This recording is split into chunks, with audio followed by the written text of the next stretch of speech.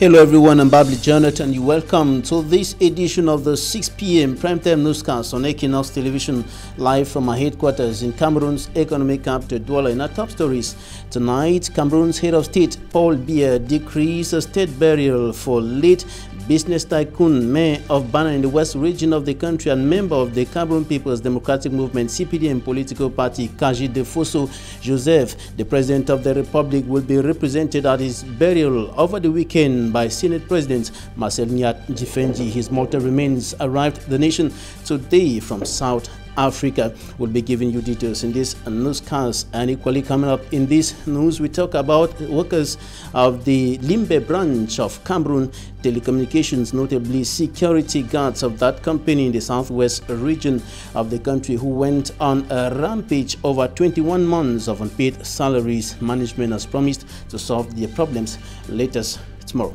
Those were our top stories.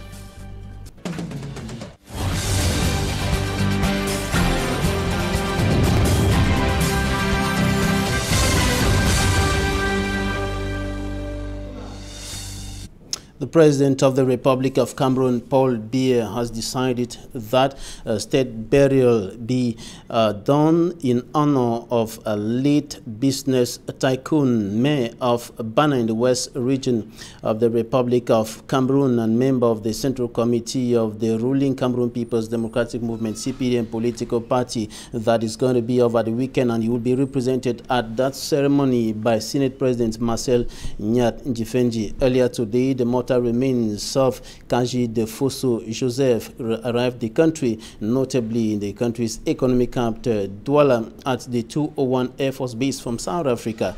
Details in this report. A highly emotional moment at the Douala 201 Air Force Base Wednesday.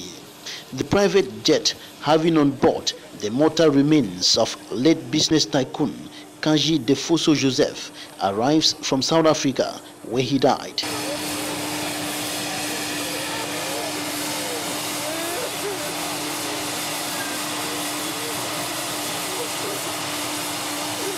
The corpse is received in strict military tradition in honor of the statesman and patriarch.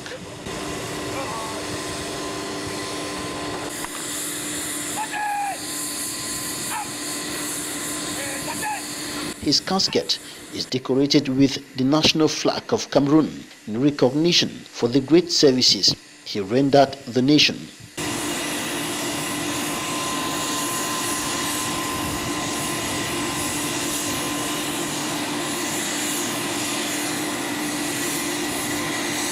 Few minutes later, the convoy leaves the 201 Air Force Base en route to one of the greatest industrial outlets of the late business magnate, the Union des Brasseries du Cameroun, UCB.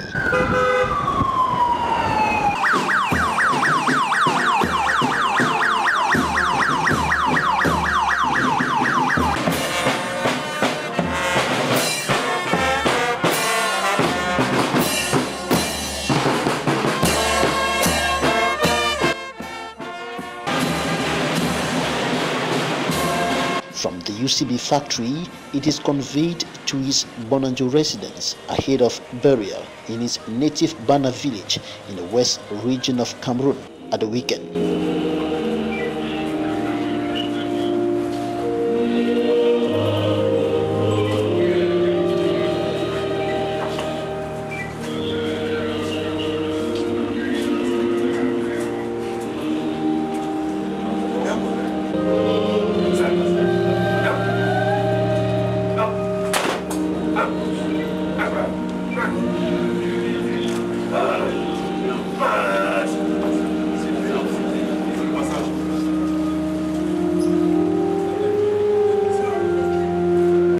As I indicated earlier, the President of the Republic of Cameroon, Paul Biya, will be represented at the funeral of the late business tycoon Kanji Defoso Joseph at the weekend in Bana in the west region of the country by Senate President Marcel Nyat Jifenjian. Coming up at 9 p.m. today on Equinoxe Television, a special documentary on the life and career of the late business tycoon, mayor of Bana and member of the ruling Cameroon People's Democratic Movement, CPDM, political party.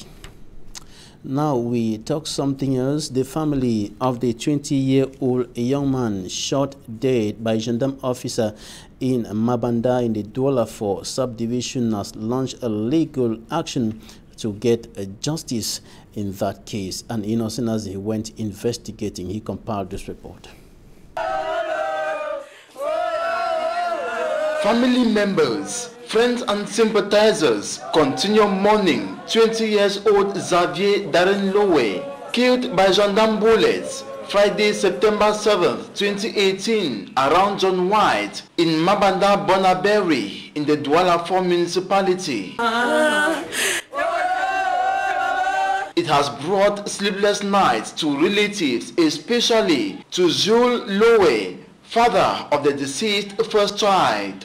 Perdre un enfant n'est pas facile. It is not easy to lose a child. It is a big blow to a man. My son left the house. About 11 minutes later, I was informed he was shot dead. I have put everything in God's hands. Je ne crois qu'à la justice et je remets tout entre les mains de Dieu. Xavier Darren Lowe was shot dead by a gendarme woman of that neighborhood, as reported by eyewitnesses and friends of the 20-year-old. Ce jour, aux environs de 10 heures, nous étions à la salle de game. We were in a game hall and later joined by Darren, who was from paying his school fees. The serviceman immediately left and alerted the gendarme element of the arrival of Darren he had termed a criminal.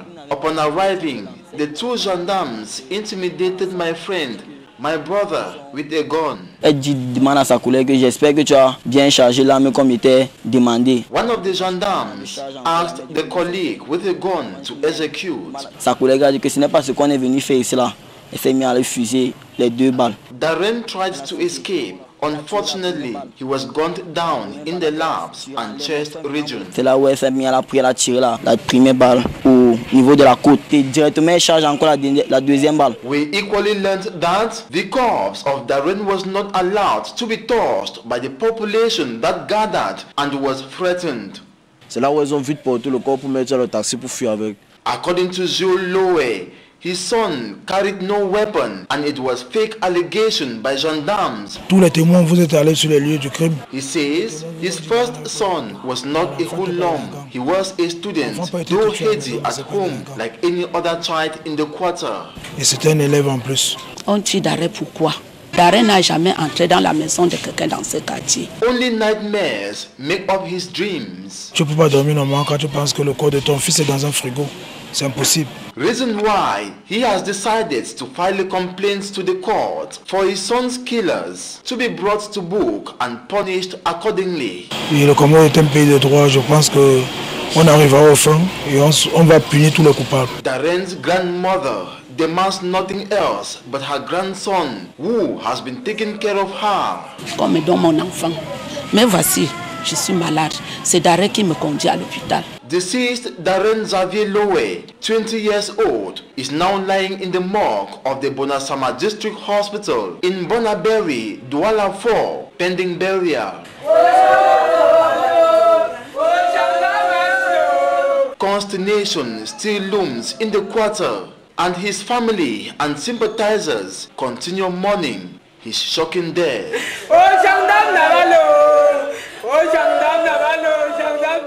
We now take you to the opaque city of Limbe in the southwest region of the Republic of Cameroon, where security guards down their tools over 21 months of unpaid salaries. Management has promised to solve their problem latest Friday. Davidson Maimo has more from Limbe. Wednesday, the 12th of September 2018, these young persons, all of Cameroonian nationality, working as security guards of the Cameroon Telecommunication Agency Camtel in the southwest region, sealed the gate of the regional office of Camtel in Limbe prohibiting other staffs of the agency from entering. The security workers are demanding unpaid salaries for 21 months owed them by Camtel. We work here for 21 months, so they have not paid our salaries. So that is why we come here to ask. We have been suffering for 21 months without salary. Every day we are coming, they are already giving our agendas, come today, come tomorrow. We are just praying that they will pay our month's salary, we should leave the area. Okay. The workers say their children are all at home not going to school because of financial difficulties. Yet, their fathers goes to work every day. Our children need to go to school. We have not paid our house rent, so that is all. We need our money. We don't have any problem with everybody. For close to 5 hours, Camtel administrative, technical, and other staffs stayed outside with every effort to strike a deal with the striking security guard was abortive. It took the intervention of the divisional officer for Limbe 1, a Palace Seraphim, whose office is directly opposite Camtel, and have been observing the unfolding from a distance to intervene with state security forces.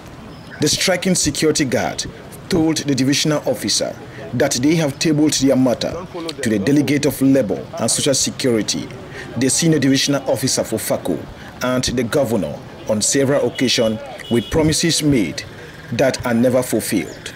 Again, another promised in a closed-door meeting with the divisional officer for Limbe 1 subdivision, a Palace Seraphim, was made as we are told. We all hope and pray that this time the promise is fulfilled. Still in Limbe, scores of persons have been rendered homeless by wild flames. The flames ravaged the house in the Bakoko neighborhood in that part of the southwest region. Once more, Davidson Maimo has details from Limbe. These children, unaware of the circumstances that lies ahead of them, as they are now homeless, in their innocent and pure heart, stand and glanced at a distance how their home has been completely consumed by fire. The fire, according to eyewitness account, started at about 12 p.m. in one of the rooms which was apparently locked since no one was at home. They say fire just start on top bed. They don't get the gas, they don't get the stove. No knows how fire come out. Because even the kitchen says no bomb, only the house. Within a twinkle of an eye, the 5-room house was all down, with every effort from neighbors and persons of goodwill struggling to remove some household items not to yield any fruit, due to the flammable nature of the material used in construction plank, locally known as calaboard. And when I want to come up for house, I try to put radio on radio. Before leaving the house, I tried putting the radio on, and there was no light. No one sustained any injury, since no one was in the house, but everything has been consumed by the fire. We had on and off of light. I don't have a gas cooker, even a stove. I don't get gas cooker, I don't get even food. It is now left for persons of goodwill to accommodate these families, providing them with shelter and clothing. Civil aviation safety experts from Africa and the Middle East are meeting here in the economic capital of the Republic of Cameroon, Douala, and they are discussing challenges faced by the civil aviation industry on the African continent. They are notably mapping out strategies on how to improve on civil aviation safety in African countries. Details in this report. Demand for air transport in Africa has increased steadily over the past years, with passenger numbers and freight traffic growing. But the performance of the African civil aviation industry is still lagging behind those of the rest of the world. The finding that developing countries have much poorer safety records has been a persistent conclusion in aviation safety research and continues to be the case. Thus, the need to improve on safety in the civil aviation industry of African countries, including Cameroon. It is the purpose of this 3-day international seminar organized by the International Federation of Air Traffic Controllers Association, IFATCA, in Cameroon's economic capital, Douala. Two main things in this seminar. One of them is crisis communication. So communication in case of an accident, how to pass an information. That we know that today with social media, things are going very fast. against, especially promotion of rumors and fake news are being done, and therefore we are teaching the people how to react more rapidly and in a better way in case of crisis. And the other one is just culture, which is learning from the errors being made and trying to improve the system from those errors instead of systematically blaming and looking for responsible people and blaming them. These civil aviation experts and stakeholders from Africa and the Middle East are brainstorming on how to enhance a strong safety culture among attendees, primary operational air traffic controllers, supervisors, air traffic control managers, and associated functions. Dignitaries from across the African continent have today paid respect and of course a tribute to the fallen former United Nations Secretary General Kofi Annan. His corpse has been laid at the foyer of the Accra International Conference Center. Funeral services will take place at the auditorium of the Accra International Conference Center tomorrow. Now we talked to one of the former colleagues of the former United Nations Secretary General Kofi Annan. We talked to Dr. Simon Munzo, and he tells us who was Kofi Annan in this report. Kofi Annan. I, Kofi Annan. Solemnly swear. Solemnly swear. Described as a humble man, Kofi Annan rose from a humble beginning within the United Nations system to the top of the World Organization. Kofi Annan, the man, the person that we came to appreciate, was someone who started very humbly within the United Nations system. He was the first, and I would say he still is, Secretary General of the United Nations to have come from the ranks of staff of the United Nations. Before then and since then, Secretaries General of the UN have tended to come from member states, former ministers, former prime ministers, and all of that. But for a staff member of the United Nations, Kofi Annan was the first and so far the only to accede to that position. His former collaborator, Simon Munzo, says he made a remarkable impact on the international scene during his term of office. Unlike his predecessors, who tended to center policy and strategy around member state interests, Kofi Annan made every effort to make the United Nations a people-centered organization.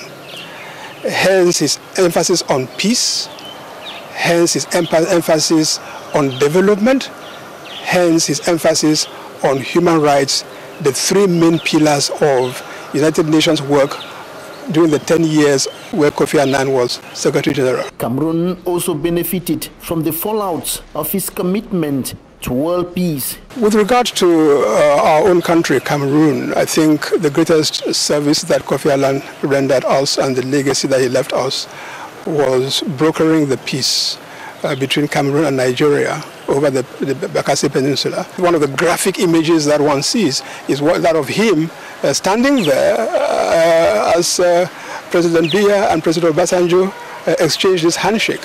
It's a graphic image of Kofi Annan as peacemaker, Kofi Annan as a promoter of harmony and peace on the continent of Africa that he loved so well and that he served so nobly. With today's agreement on Bakassi Peninsula, a comprehensive resolution of the dispute is within our grasp. I am confident that the two parties will continue to implement their agreements in a cooperative and constructive manner. The momentum achieved must be sustained. So I have urged the international community to give its full support to Nigeria and Cameroon's efforts to implement today's agreement on the ground as soon as possible. However, Kofi Annan also recorded some failures in his duties. He considered one of his greatest failures was the Rwanda genocide. You remember the Rwanda genocide took place when he was under Secretary General in charge of peacekeeping operations. And many people felt that under him, the UN should have intervened to stop the genocide, and the fact that the UN appeared to have turned aside was he himself admitted was one of the black spots in his very distinguished career. He also failed to get an African country into the Security Council of the United Nations Organization during his term of office. I would say that yes. I mean, generally speaking, he did not succeed with not just that, but much of his program for the reform of the United Nations to make it more democratic in terms of representation in institutions and so on. Kofi Annan died at the age of 80 following ill health.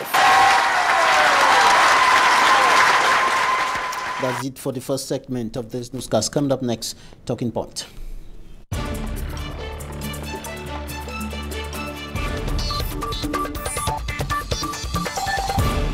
Thanks for joining us in Talking Points. We're going to be talking about the industrialization drive of African nations that has so far been moving at a very slow pace. What is hindering African countries from getting into the rank of industrialized nations? What is not being done? What should be done? We're going to be looking at all of these in this edition of Talking Points with an economist. Julien Maxili is the chief economist of Coface Credit Insurance Company with its headquarters for Central and West Africa here in Cameroon's economic capital, Douala. You're welcome. Thank you. Hello. Now, within the past years, there have been so much talking about Africa's industrialization drive, but actions, concrete actions on the ground seem not to be yielding fruits. Why? I mean, as you say, I mean, Coface is a credit insurance company, and we organize this type of event, countries conference, all around the world. And this is the first time we do one, and we organize one in Central and Western Africa. And when we thought about the key topic of this event, we were thinking that industrialization is definitely by far the root of a lot of problems. The lack of industrialization is the root of a lot of problems in a number of African countries. And where is the problem? A few of these problems, we have seen it over the past few years. I mean, the lack of foreign revenues leading to increasing trade deficits in a lot of countries, including Cameroon. The lack of revenues for the government because of the low fiscal base, because of lower revenues coming from companies, is also partly driven by the lack of industrialization in the country, and high unemployment in a lot of countries can also be partly explained by this lack of industrialization. What about governance? You're right. This is also one of the problem, because of course, what we have seen in a lot of other regions, including Asia, in the past, a key solution to improve industrialization is to attract foreign investors, and to do that, of course, the business environment and governance has to be good enough to lead foreign investor to go in the country. Now, you're one of the organizers of an event that will be coming up tomorrow here in the economic capital of the Republic of Cameroon, and this event is focusing on finding solutions to the problems that have been hindering the Africa's the development drive, or better still, the industrialization drive of many African countries. Mm-hmm. This event is going to be focusing on where are the priority areas? Yes, definitely. I think we will discuss it tomorrow, but there are plenty of possible solutions or ways to improve this situation. I think the first one, we already talked about it, is how to attract more foreign investors in a given country, to try to attract more industries, then they can create jobs. The second one is also it relies on financing. How we can push banks to lend more to corporates that want to develop their business. And I would say another point is related to how to identify in a given country the key added values in this country. For example, a lot of African countries, including Cameroon, still rely too much on some commodities, but then you can think about it this way. Okay, we have, for example, we are good at producing and exporting some woods, for example. So how do, beyond this sector, we can look at more, we can add some values, and we can create some industries which are related to this wood industry. The same for other sectors in other countries. No, these are all laudable ideas, but now the end product is what matters, because there's been a lot of talking, policy makers talking, experts meeting and discussing these issues and so on, but on the ground the impact is not felt. The industrialization drive of many African countries is still a thing of the future. 2035 for Cameroon, 2025, 2020 in other countries, and so on. How do you intend to bring these things to practical realities that can yield impact and upgrade the living standards of Africans? Yeah, I think you're right. First of all, I would say this process is normal. I mean, people have to understand that this is a very long-term process to achieve and to get more industrialization, because it relies on long-term policies which takes time to come into effect. And in the meantime, in the transition period, it's very important to, I would say, communicate on, let's say, some small successes. So it's true that, of course, a lot of people don't see much improvement, but when there is an improvement, it's important to communicate on some small successes. For example, a company that is developing its activities on a new sector, or some foreign investor that is investing in the country, and so on.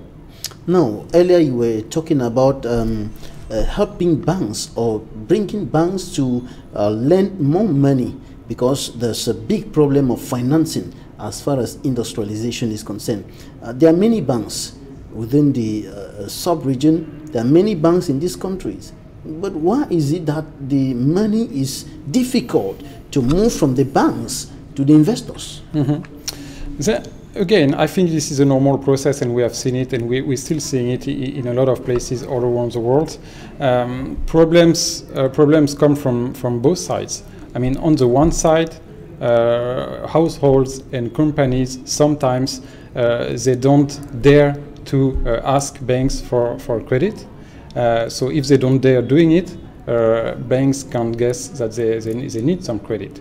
On the other side, you're right. I mean, banks sometimes can be more too reluctant to lend money to small businesses, and in that case, I think the key topic and the key issue is the lack of information. So I think banks, like credit insurers, needs reliable information coming from companies to be confident enough to provide some financing and some solutions that will make it possible for businesses to develop their activity. So how is this event organized by the United Nations Economic Commission for Africa and its partners going to kind of upgrade or enhance the level at which banks give out credit?